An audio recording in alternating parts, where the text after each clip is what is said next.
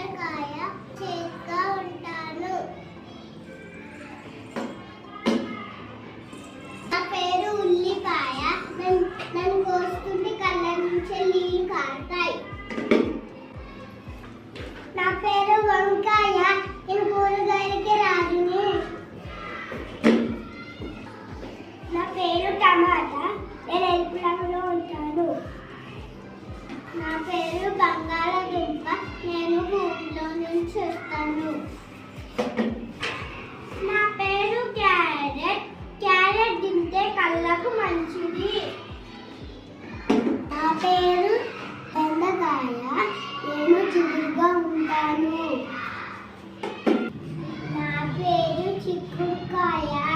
నేను గింజలతోనే ఉంటాను.